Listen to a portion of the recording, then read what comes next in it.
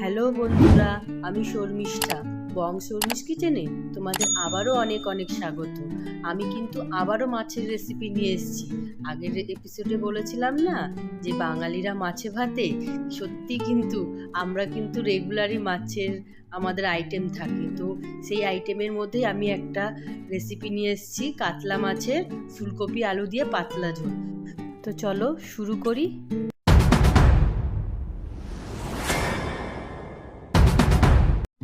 প্রথমে আলুগুলো এইভাবে লম্বা করে কেটে নেব এবং ফুলকপিগুলো এইভাবে কেটে নেব। আর এদিকে নুন হলুদ মাখিয়ে রেখে দেব মাছগুলোকে। একটা কড়াতে তেল দিয়ে গরম করে তার মধ্যে মাছগুলোকে আমরা একটু লাল করে ভেজে নেব। এই মাছ একটু লাল করেই ভাজতে হবে। দেখো আমাদের মাছগুলো ভাজা হয়ে গেছে। এরপরে আরও কটা মাছ আছে, সেগুলো আমরা একইভাবে লাল করে ভেজে নিয়েছি। ওই তেলেই আমরা আলুগুলোকেও ভালো করে লাল লাল করে ভেজে নেব। দেখো বন্ধুরা, আলুগুলোকেও আমরা লাল লাল করে ভেজে নিচ্ছি। এখন আমরা আলুগুলোকে তুলে নিচ্ছি। ওই তেলেই আমরা ফুলকপিগুলো লাল করে ভেজে নিয়েছি। এবার ওই একই তেলের মধ্যে আমরা একটা তেজপাতা এবং একটু জিরে, সাদা জিরে একটু ফোড়ন দিয়ে তার মধ্যে 1 চামচ ধনে গুঁড়ো, 1 চামচ জিরে গুঁড়ো, 1 চামচ হলুদ গুঁড়ো, 1 চামচ লঙ্কা গুঁড়ো একটু গুলিয়ে জলে এটা ছেড়ে দেব। একটু কষানোর পরে একটা টমেটো বাটা আমরা দিয়ে দেবো, একটা টমেটো, সেটা দিয়ে কষাবো এবং 1 চামচ নুন দিয়ে দেব।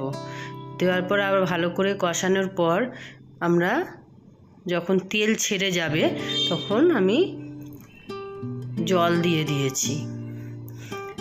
এরপরে ঝোল যখন ফুটে আসবে তখন আমরা মাছগুলোকে দিয়ে আরও ফোটাবো 2 মিনিটের মতন।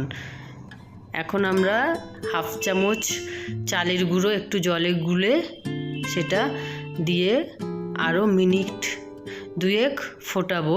তাহলে ঝোলটা একটু গাঢ় হবে, খেতেও ভালো লাগে। চালের গুঁড়োটা কিন্তু দিতে পারো, তাহলে কিন্তু ঝোলটা দেখতেও ভালো লাগে, খেতেও ভালো লাগে, একটু গাঢ় গাঢ়ও হয়, একদম পাতলা হয় না। এরপরে 1/2 চামচের মতন আমরা গরম মশলার গুঁড়ো দেব এবং কিছুটা ধনেপাতা কুচি দিয়ে দেব।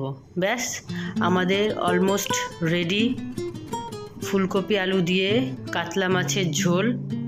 দেখো ঝোলটা কীরকম গাঢ় গাঢ় হয়েছে না। ব্যাস, আমাদের রেডি হয়ে গেল কাতলা মাছের ঝোল। তো এখন আমরা সার্ভ করে নেব। বাড়িতে একবার হলেও ট্রাই করবে বন্ধুরা, তোমাদের নিশ্চয়ই ভালো লাগবে, কথা দিচ্ছি। তাহলে আজকের জন্য আসি বন্ধুরা, দেখা হবে নেক্সট কোনো রেসিপি নিয়ে, নেক্সট কোনো ভিডিওতে। টাটা।